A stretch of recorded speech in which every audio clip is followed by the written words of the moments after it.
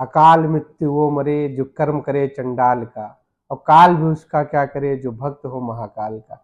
एक समय की बात है, पुनीत अवंतिका नगरी में, बाबा महाकाल की नगरी में एक बहुत ही वेद प्रिय नामक ब्राह्मण रहते थे, जो परम शिव भक्त थे।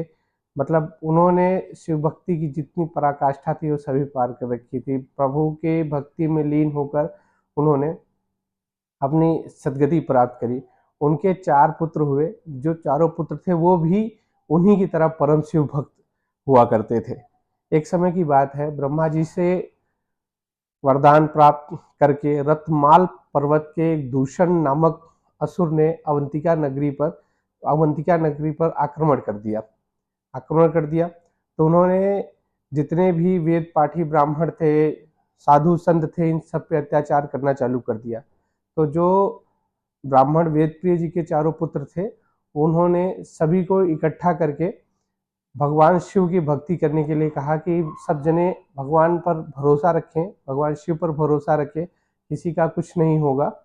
उस तरीके से सब एक जगह बैठ के भगवान शिव का पूजन भजन कर रहे थे। तो जब वहाँ पे दूषण अपने राक्षसों के साथ पहुंचा, तो उन्होंने देखा कि वो सभी ब्राह्मण उनकी आज्ञा का अवहेलना करके वहाँ पर यज्ञ आदि कर रहे थे। तो उसने आदेश दिया कि इन सभी को बांध डालो, बांध के इनकी हत्या कर दो।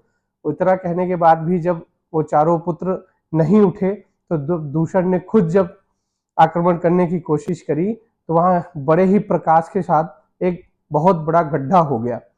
गड्ढा होने पर वहां पे भगवान भोलेनाथ प्रकट हुए। भगवान भोलेनाथ ने अपने हुंकार मात्र से दूषण सहित सभी उसके दैत्यों का अंत कर दिया। दैत्यों का अंत होते ही सभी ने इकट्ठा होकर भगवान शिव की वंदना करी। आकाश से पुष्प वर्षा हुई, देवताओं ने दुंदुभियां बजाकर भगवान की आराधना करी।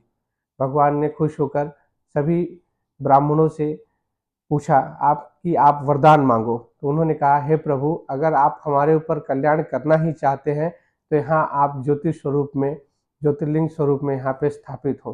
तभी से भगवान वहाँ पर महाकाल नामक ज्योतिर्लिंग होकर वहाँ स्थापित हुए। महाकाल नगरी बाबा भोलेनाथ की नगरी है, परम पुनीत पावन नगरी है। सभी को वहाँ दर्शन के लिए जरूर जाना चाहिए। हर हर महादेव, हर हर महादेव।